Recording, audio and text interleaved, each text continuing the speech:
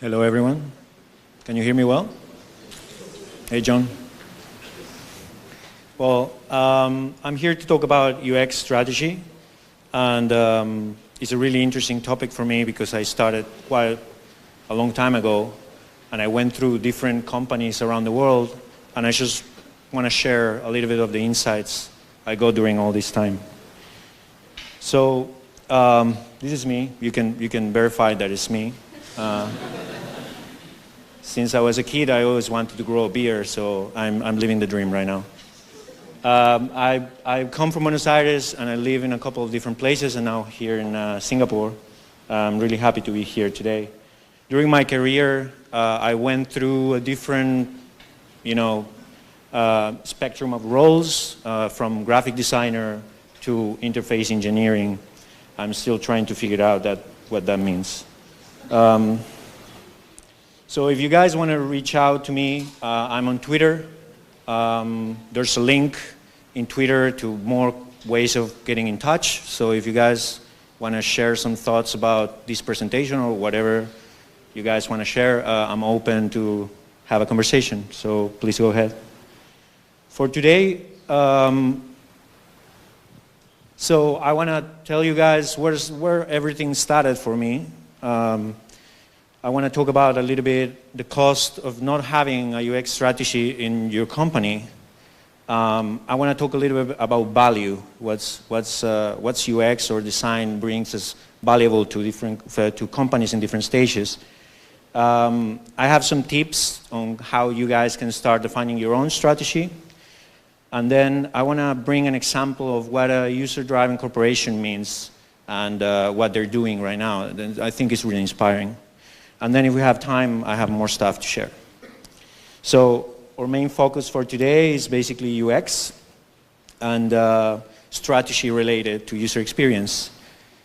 So what's the first thing comes to your mind when you think about UX, right? That's the first question I asked myself when I started thinking about this presentation. And if you go to Wikipedia, user experience refers to a person's emotions and attitude about using a particular product, system, or service, right? When I think about UX, the first thing that comes to my mind are these two nice fellows right here. So I guess most of you are familiar with them. They're huge guys, Don Norman and Jacob Nielsen. They started their own consultancy, Nielsen Norman Group, in '98, and since then are being like the leading boys on a lot of things related to user experience and how we build products. And if you go to their webpage, you're going to find slightly different definition, right? They say that user experience encompasses all aspects of end-user interaction with the company, its services, and its products. So it's a bit wider than just product and service. This is Don and Jacob. It's a killer name for an indie rock band, if you ask me. Pretty cool. But this is a really old topic, right? It didn't start in '98 with these two fellows. It goes way, way back. And for me, started with understanding usability or getting involved in usability as a discipline. I started designing interfaces a long time, and when I first heard about usability, I didn't understand really well what it was about, so I tried to take a really deep dive on it. And I learned a lot of things that I was doing wrong, right? And I learned tools and different aspects of my own discipline, basically. And it helps me improving my game a lot in how to approach products and how to make them better. I had the amazing opportunity to be part of the World Usability Day a couple of times in the early 2000s, and I met incredible people that inspired me a lot. And I think the main takeaway from that experience was we're here to solve problems for people, and that's the main thing. And as soon as I understood that, I was like, oh, okay, so I'm actually making a difference. I'm really happy to be here now. So what we're trying to do is we make a huge effort to make a really complex process simple and accessible. Usability 15 years ago, we were saying a lot of things about it. One of them was it can improve your return of investment in like 153%. And that was huge. Like if you think about it, improving that return in 153% is like awesome. And we were talking about simple things, just guerrilla usability and user research, cheap and quick methods with pen and paper or pencil and paper. And it was easy to execute. It was easy to get value really quickly. When I say return on investment, I meant any of these things, like conversion rate, traffic numbers, user performance, or any target feature usage, right? Back then, it was simple. Just grab a paper, start drawing things, show it to people, and you get like completely, you realize how wrong you were on the first sketch. And that was really interesting for me because like, when I was starting doing this, all around me, like software developers with fancy computers and like gadgets and things, and they were making fun of me because they thought, man, you're bringing your kindergarten experience to the company, like, you know, crayons and doing colors on paper. That was really fun. 5 years later, that number went down 85%. And that's really interesting to ask why, right? We were like for 153% return of investment to 85. Well, basically, that happens because we as a professionals, we learn a lot, right? We did a lot. Technology got up and stood up for all these standards we were trying to push. We started getting guidelines and better information on how to build products. And, but the user research budgets like stood the same. So it's not like we step up in a lot of places except for the main ones. So picture that, like back then, common conversion rate average was 1%. Today is 3%. That means like users also learn a lot of things and they're like used to specific patterns on how to interact with products. This is me 10 years ago. This is, yeah, this is actually me with a braid and everything. So with a couple of frameworks, a browser and a computer, we can just build a prototype really quick, iterate on the same day, show it to people, get some insights, and keep modifying the prototype in the same day. And that was like a huge value for the company. And when they started realizing that, they started paying more attention. So as cheap as you can, this is one of the tips I wanted to share, as cheap and as fast as you can do this, it's always a great Kickstarter to start showing value to your peers or your managers. Usability today has like bigger challenges, right? There's new devices and peripherals. It's not just screens. It means a lot more, like, you know, gestures and, I don't know, voice control, self-driving things all around, AR, VR. We have that data science is incredible. The things you can do with machine learning today is out of this world. I mean, back then I was thinking about how can we improve things, and now with all the technology we have on our reach, we're actually living in the future. Now I realize we're living in the future. Of course, scary AI, that I'm really scared about it, but we can talk about it later. So if you see Luke Wilson research, well, it's not research, it's about just visualization of a research. You can see that right now the declining market is screens. So if we only pay attention to screens, we're going to be left behind a lot of little things. Big screens are fading away. I'm not saying they're going to go away, but they're like fading away. You know, hand computers like phones and tablets are now the rulers. And there's an emerging market that is really interesting. I mean, who owns like an Alexa or a Google Home? Like some people have, thank you. Some people have those things right now, and I'm pretty sure they're really useful for specific things. So even the cars already have like voice controls. So basically we need to start coming up with new recipes, right? We used to have, we went through a phase where research was difficult and it became easy. And we were talking about screens and different challenges. Now challenges are getting wider, so we need new recipes. If you take a look of this little graph here, you can see how technology is actually catching up with us. So yeah, as fast and as quick we can get this done, it's going to be much better. But let's back a bit to the main topic. So usability was the Kickstarter for me, and then I learned a lot during my career, and I went through different companies, and I started realizing that apart from the fact that there's different maturity levels on design and UX in different places, there's two things that I'm worried about. There's a like immediate cost of not having a good strategy, and there's an imminent cost of not having it, right? So for me, this is my subjective view on it. The immediate cost brings like, there's no clear objectives, right? There must be like, probably they want to make money, that's clear. We all want to make money, but there's no direction. So usually teams are running in circles, trying to go fast, but they're going nowhere. There's a lot of copy and paste, like following the competitions or looking at these main brands, how they do things. And basically we're just copying the same problems they have without realizing.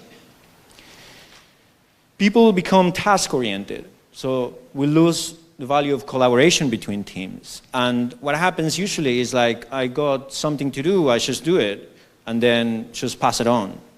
And contrary to have a collaboration with other teams, we can add value to the small task, and they start adding up, and this is completely different. Being task-oriented creates gaps in between the areas, right? It's really bad for the company. There's bad communication. Nobody takes ownership of what they're doing. There's absolutely no room for innovation. And that's something that worries me in this particular time, right? We're talking about an incredible, you know, emerging market of new gadgets and possibilities, and we're not taking care of it. And then the assumption-based design, that is a joke we have in the office when, you know, a director or a manager comes with a requirement and they actually don't know about it, but they're pushing it really hard because they believe that their assumptions are going to be a success with no validation whatsoever. And then the imminent cost is you're going to end up with a low-quality product, or you're going to have like low-quality service, and this is really bad for conversion, right? You're going to have bad sales. There's going to be no growth. The low return rates are really, really bad for any kind of company. There's going to be a constant rework. I'm okay with reworking as long as we know where we're going, right? And this is a huge expense if you don't know where you're going and you need to rework every day because somebody don't like it or the manager doesn't feel like it's good enough. The team's going to be demotivated, and they're going to lose the passion of what they're doing, and that's an incredible, huge cost for any company. Just people going for the paycheck and nothing else. And it creates a really bad company culture. Like, I left companies because they didn't want to change. They actually they were drive like only making money or showing off some numbers. And it's really difficult to attract talent. When you bring talent and they start asking you about, whoa, how you solve these problems, what's your process? And you try to say, we want to do this, we want to do that, but we're not doing it. It's really, really difficult. I'm sure you're familiar with more different problems in a company that doesn't have a strategy. I just try to enumerate a few of them. But it's not all about money in UX, right? It's not about all how much money we can make if we invest a little bit in design process. It's about people. It's about people. It's about understanding their needs. It's about understanding how to think, how to feel, how to help them. It's about empathy, emotion, empowerment, motivation, fun, accomplishment, right? When you have a good process in your company and you spend like a lot of effort with your team trying to solve a problem, and then you validate that solution, and then you get a successful feature out there, and people start using it, and you see their reactions, that's really, really, it's a great motivation for you and for your teams. So who, have you ever heard something like this? I mean, it happened to me like a long time, too many times, and recently as well. So focus on the quick wins as long as directional, and they're directional and they're focused on actually things that it makes sense. I think it's fine, right? I'm not against it, but focus on quick wins sometimes is a trap, man. You're gonna go for it. You're gonna build it. You have no validation on the things you're building, and then you're gonna need to change it until somebody likes it, and that could be your manager or yourself. I don't know. So I'm not saying don't focus on the quick wins. Try to have a methodology to identify those. We were asking for some time and budget for doing a research and a really important project on our company. And I heard this from a product director. Like, he stopped the meeting and he says, guys, I'm a user as well. I know what we need. And so my face was sort of like this, trying to understand what he meant. Like, you're one user, you're all the users, like, what are you trying to say? So finally we convinced him to move forward with the research, and we sent our researchers all over Southeast Asia to collect a lot of information about how sellers, how buyers perceive sellers, right? It was really broad. And our researchers came back with a really interesting report, and we were in the meeting and we were showing this. I don't know if you can, I mean, it doesn't make sense to talk about the results, but what it makes sense is we asked the buyers if they were willing to pay more if they had, sellers with good ratings, that it makes sense. And most of them, they say, yes, that's more valuable for me than just good prices. And the same guy said something like, what? In the meeting, and then I realized that this guy has like this, this visceral feeling that it was wrong, the research was wrong, and he expressed it like that. And I felt so bad. I mean, I felt angry. I was like, dude, we send people over all the countries and we ask them questions and they reply. It's not like we came up with these graphs to try to convince you. So I think if we go really high level, one of the problems I saw more often in different organizations is there's a process that is pretty linear. So business come with a request, design thinks a really good solution or the best solution they can in that like constraint of time, and then engineering does the best it can to deliver.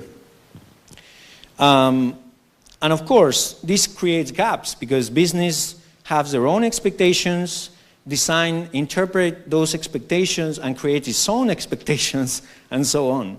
So that creates a lot of gaps in something that it should be unified, right? But this is something I say sometimes. It has no value to say things where you're against. Like, I don't think that's valuable at all to communicate. I think what defines us is to say what we're in favor of, or what we like, and express, I speak Spanish, so it's not exact translation. In Spanish sounds much nicer. So what I've been learning these last years is like the best user experience doesn't come from one place, it comes from a lot of places at the same time, right? It's an effort of a lot of things combined. It's not just one perfect pixel or one perfect business strategy or one perfect line of code. It's about how those things combine create a better experience. And the spectrum of this overlap is huge. There's so many things inside, right? So it makes no sense to split it. It doesn't say, I don't think it's wrong. Sometimes it works, but from my point of view, it doesn't make sense to split it. So usually we see today, there's amazing tools to actually bring this to life. And one of them is design thinking. that it tries to grab all these things with a framework to solve problems and set a same direction for all the areas at the same time. And simply is because UX is a reflection for all the areas combined, and not just one or the other. John Maeda says the role of designer is constantly changing, and it changes in relationship with the way business change and technology change. And I think it's really accurate if you think about it, right? At the beginning, designers or thinkers were pushing forward with really innovative ideas, and it was really hard to build those things. Then technology got up and got it right, and now we have more technology available, and we can do incredible things. So I think it's time to design push again. And if you think about the tools we have today available, why just thinking about the product of their service? Why don't think about, wider, how we can make the entire company solve problems in a way that is effective, and is iterative, and is actually adding value to everyone. Because I said before, like UX, it brings a lot of interesting tools. So I think it's time we start using it all over the place. So I showed this talk or this deck before to different people, and I got really interesting feedback. I would like to hear you guys what you think after. So they told me, well, okay, so UX is really valuable. I got it, right? It brings a lot of really cool things to the table, but how you can quantify that value? Like how can I bring information that is, I don't know, to my business manager and tell them this is what we should be doing because this is the, the fact, this is the number. So, and I talked with business guys and they told me, yeah, I understand the process, I understand everything, but I need to make more money. So I tried to come up with different strategies to do it. And I'm telling them, well, this will help you. And I brought some information about it, so you can just share with your peers or managers as well. So there's something called the Design Value Index. Design Management Institute, I think it's a London company, came up with this. And basically what they do is they grab a lot of design-led companies and they compare it in the stock market with other companies that are like they're not design-led. And the index proved that companies that, which make effective use of design outperform their peers, and it confirms that design is an integral part of a good management, right? It's not about pixels, it's about management now. And if you look at the graph, the results over the last 10 years, you can see design-led and emerging index companies, red and yellow on the top, and then all the other measurements are down there.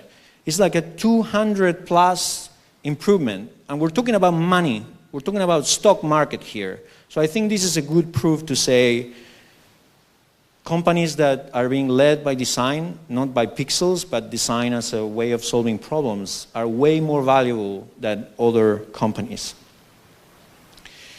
The Design Council, in also London, published a report in 2007 called The Value of Design.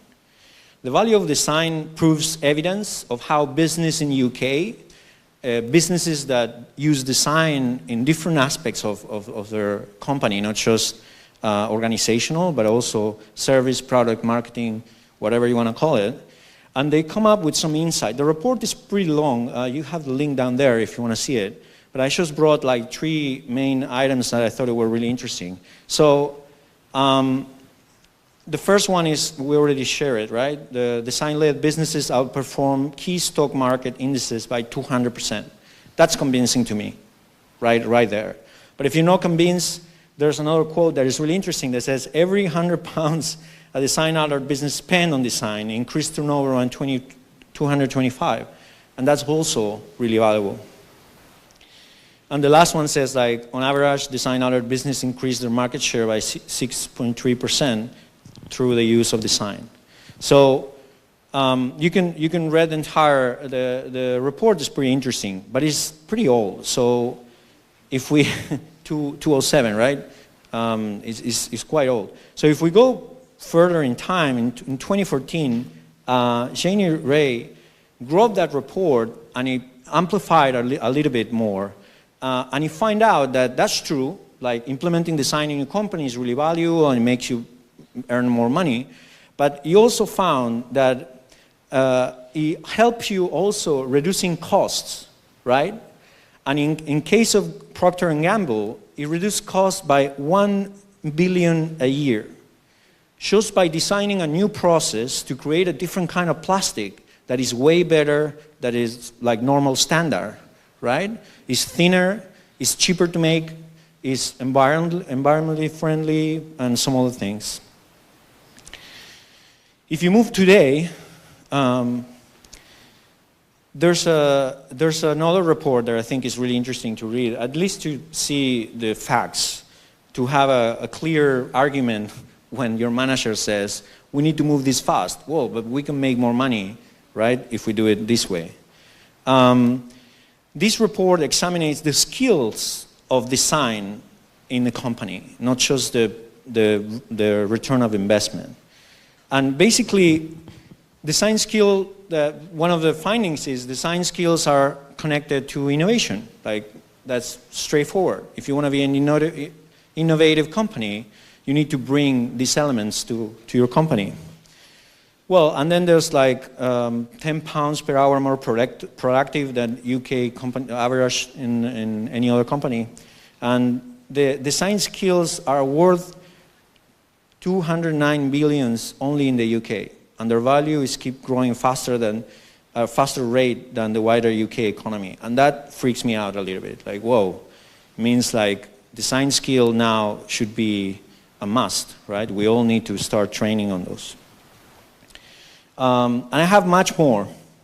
So more examples, but I think it's going to be boring if we talk about numbers all the time. So I'm going to mention some things and then we'll move on, right? So there's also really interesting findings on startups that we all know, like how Zendesk increases the usage of the search function 4 times and article views in 8 times. That's a pretty interesting success as well. Uber Eats roll out to 80 different cities and keep on innovating. That's a really interesting example to look around. If you Google these examples, you're going to see the reports, you're going to see the numbers. Airbnb, when it started, they were making 200 euros a week. And they tried to understand what was the problem, why we're not growing. And they realized the quality of the pictures was really bad. So what they did, they had no money, right? They flew to New York to the people who was publishing their apartments. They rented a camera, a high-definition camera, and they took pictures of the apartments that were published back then. And they're increasing the revenue in 400 euros. So they went to 200 euros in 1 week to 400 euros a different week. And then they keep doing the same process of understanding what are the problems, why people is not renting. And now they're like freaking huge. They're all over the world. They're making a lot of money. This example for me is really interesting because Nike dropped the spending on marketing 40% and somehow they increased the sales by 25 billion. And that's impressive, like how they did it. They changed the entire strategy on how Lyft disrupted the transportation industry and Uber copied them and then Didi and then like all the other companies that just follow the same. So to recap this section just quickly, we're basically here to solve problems, right? That's what it is. And great UX comes from a collaborative effort, not just us pushing pixels or writing code or making business strategy better. Design-led companies create more value. That's proven. You can see the reports. And good design also can help you to reduce the cost of your company. That's also really positive. And a strong strategy keeps the team engaged and motivated. So what I see that a good strategy of UX comes live in a company brings a lot of value as well, but inwards, right? Not just about product and numbers and sales. apart from all these things, having a clear and unified vision helps the team to, follow the same route and fight the same battles and be more cohesive. The interdisciplinary collaboration is really interesting if you ever experience it. Like when you have a point of view and then somebody from business or from tech or from marketing chips into your idea, and it becomes bigger and better and and wider, right? You start seeing the problem from different perspective. UX is objective, it's data-driven, right? You do the research, you do your validation, you look at the numbers, you look at people using the product. So it's objective, and there's no room to discussion when you have a good research or research well done. And it brings innovation all around. You're always thinking outside the box because you know your constraints, you know your users, you know your context, you know everything. And it creates new business opportunities. It allows new crazy ideas, try new things, and suddenly you realize there's an opportunity to create a new unit business in your company. So aim higher, man. Don't be just a pixel pusher, right? So I thought bringing this Escher quote that I think is really interesting. You need to attempt the absurd in order to achieve the impossible. And I think it's really interesting coming from him that he was a great artist and he always trying these new geometrical and crazy perspectives. So some tips about what happens when you start your own strategy, right? I think every company is different. They have different goals. They have different ways of doing things. They have different cultures. So I think the main thing here is just take small steps, right? If you want to change everything at the same time, it might be risky because getting everyone on board is really difficult. So first of all, you need to understand what's the current step, like where you are, where you want to be. And when you know where you want to be, you just document the vision. Like you just create a document, you write it down, right? What are you aiming for? So everyone can just like relate to it and access to that information. Just create a roadmap, where you are, where you want to be, create all the steps in between and try to achieve, small things. If you set achievable goals, it's going to be easier to execute, it's going to be way easier to communicate, it's going to be easier to achieve. And every time you achieve one, you're going to feel awesome, right? Define the key metrics. Get all the data you can, right? Try to set up your teams to actually look at that information. If it's like a tracking system or it's a research, whatever. And know your constraint and get your proper tools. I think, I don't remember who said that, but I think it's really accurate. Designers thrive in constraints. So that's also a really good tip. If you wanna be accurate with your design and you wanna create amazing things, you need to set up your constraints, your time constraints, your technical constraints, etc. If you propose yourself to make a design in one day and then test it, probably is more valuable than if you spend a week just looking at the details. And try to get everyone on board, like your peers, your superiors, your managers, your reports.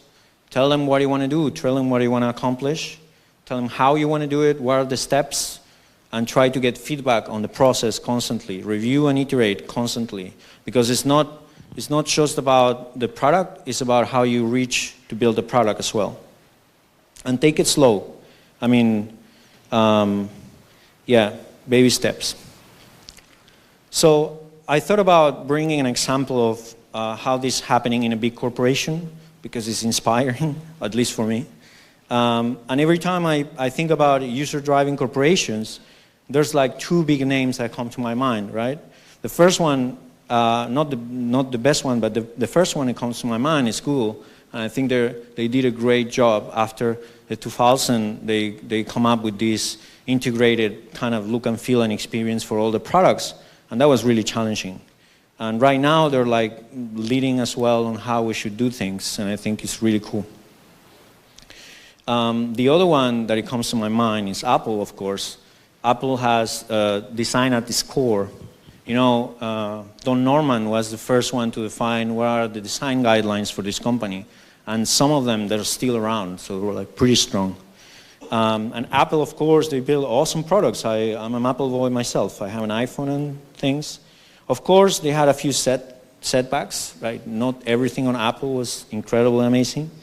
But I thought about bringing a different example, more challenging one, something that we don't relate with it like every day. This company used to build hard drives. They started doing computers really in the early ages, right? And now they're building really powerful and interesting devices. And I'm talking about IBM. Like, look at this monster, right?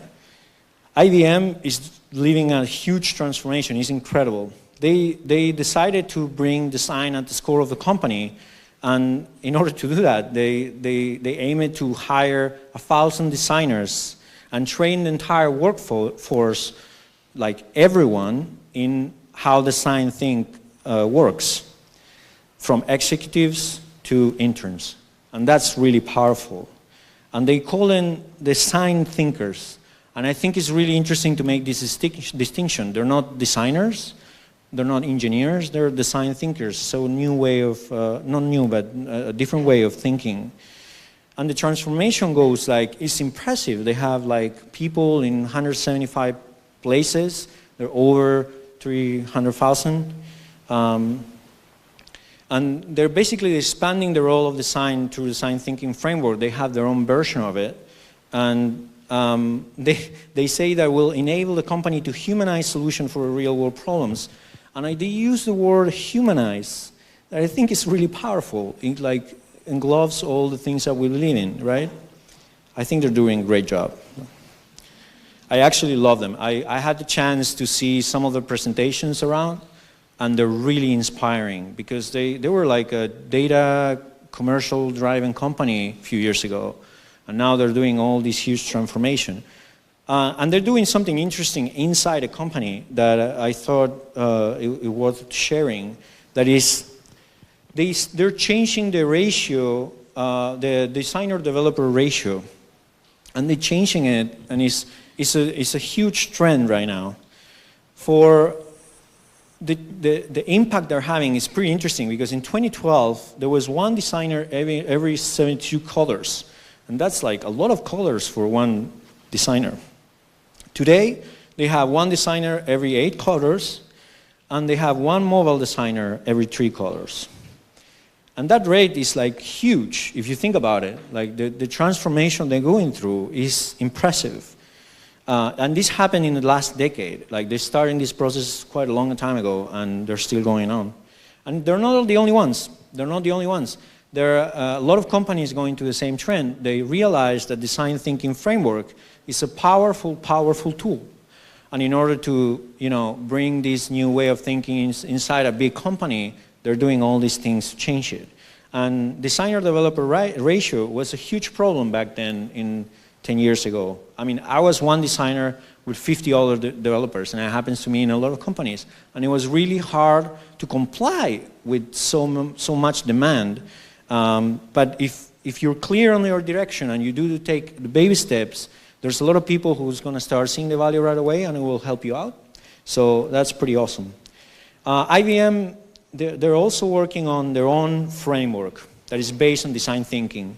And I don't know if they're doing it for a branding purpose or they're actually trying to improve it.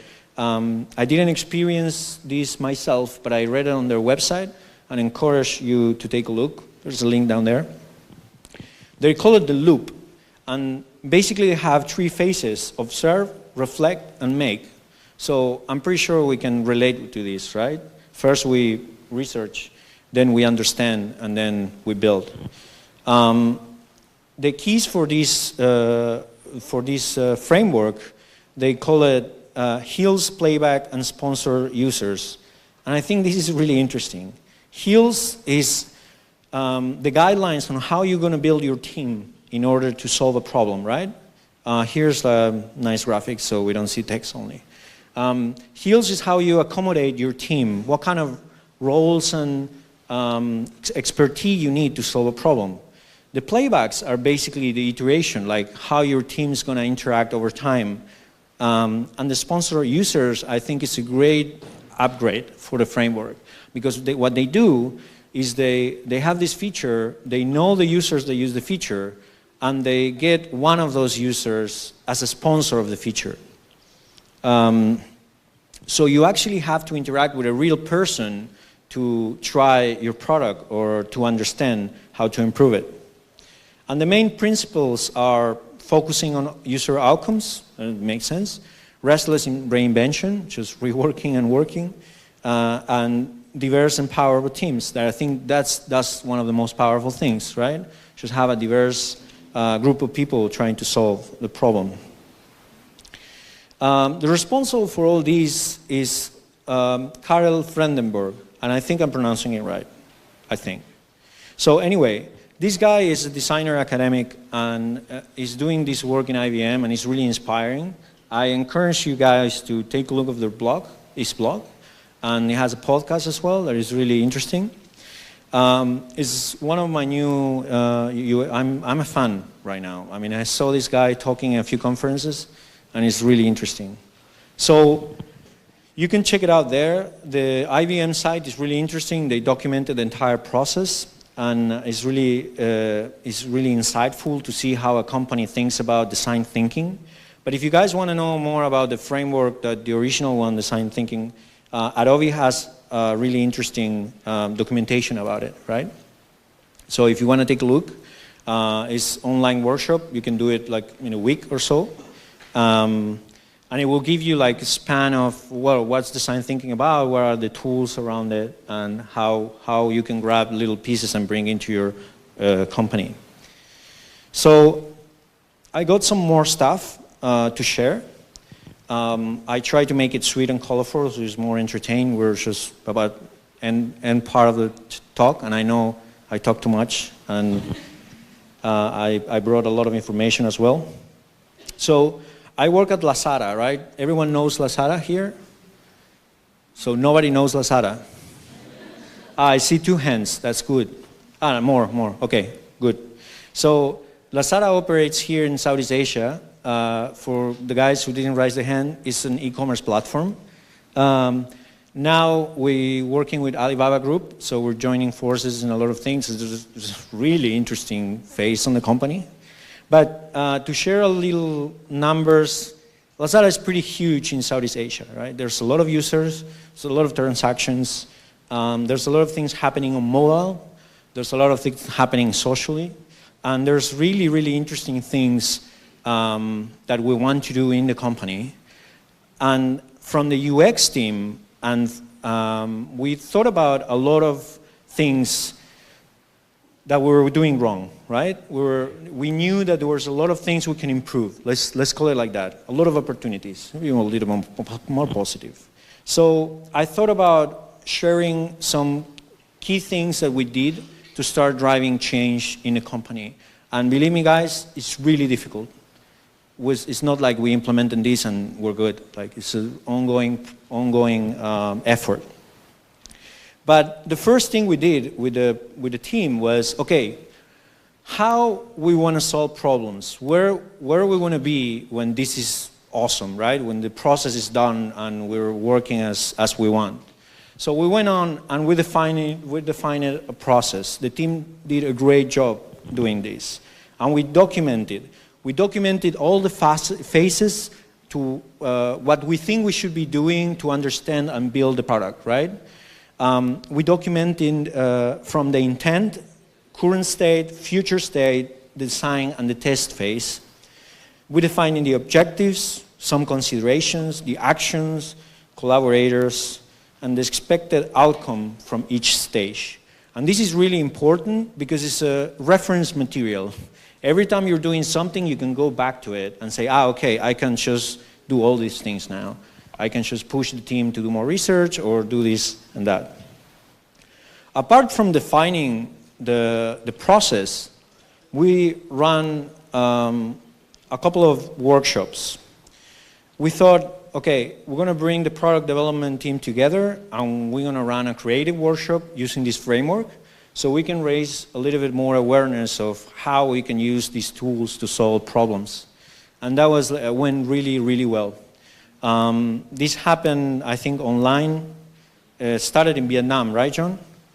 Vietnam, and it was an online workshop also together with the Bangkok office. And the results were awesome. Then all the product people was talking about the same things. Then we also got into the projects. When we raised a little bit the awareness level, we got into the projects and we say, hey guys, you're trying to solve this problem? Okay, we have this thing we can do. And it's really interesting. Let us try, just get together in a room for a while, run these tools, and you'll see what happens. And that was incredible. We got a list of new opportunities that we can execute right now, and some others that we cannot because we don't have the platform for doing it. But the reaction of the company was intense.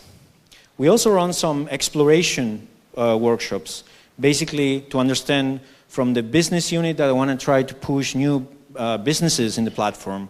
Okay, how can approach these opportunities? And that was like incredibly positive. Now different teams from the company are asking us to collaborate with them in running this process to understand how to move on and forward and do it quicker. And then we did a lot of noise, but this one in particular I really like. We created a club that it runs every quarter, and we bring, last time we brought this movie from Envision that is called Design Disruptors. I highly recommend guys just take a look. We brought it in, we screened the movie, and we have a conversation about design and product development and product design. And it was like completely insightful, not just the content of the movie, but the conversation we have with our own colleagues.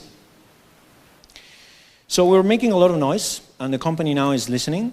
So we defining, I think it worked and it's working because we defined achievable goals. And you know, it wasn't that hard. Like, we come up with the process, we generate some content to share, we run a few design workshops to, you know, level up the awareness. We brought content from outside to inspire other people to understand what we're doing, and we keep on making noise, right? So I'm about to finish, but I just want to show some pictures related to change, right? How about change and how difficult it is, right? So Andy Warhol said, like, they always say that time changes things, but you actually have to do it yourself, right? Time definitely changes things, but if you don't do nothing, this doesn't work either. So small steps, achievable goals, and you're gonna get there.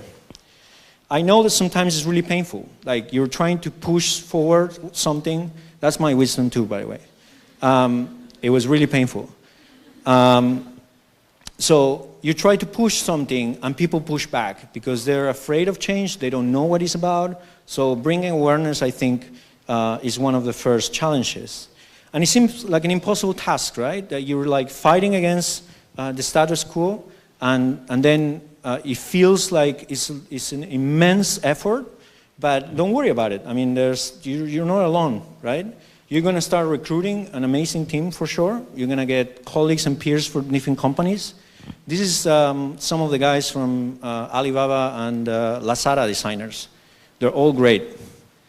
I can vouch for any of those guys. They're incredible people.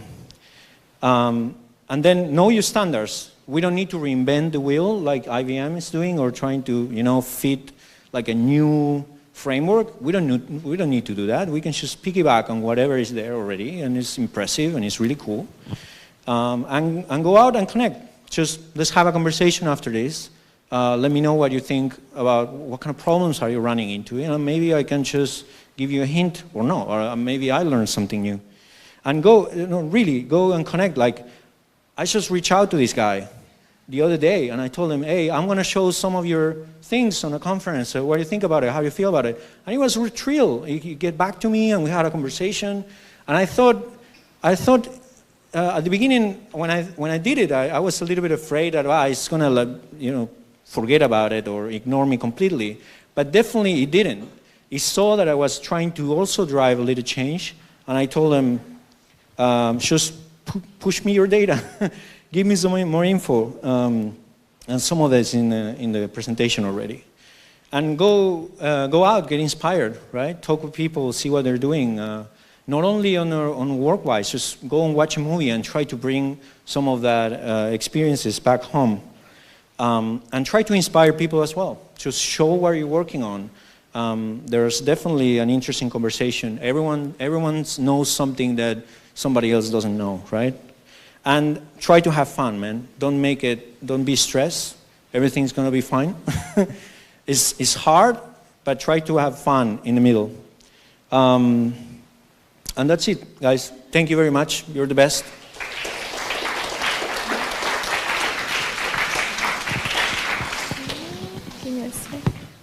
Thank you so much, Nathan.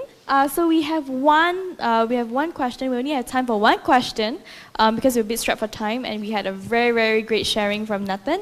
So is there anyone that wants to ask a question, perhaps?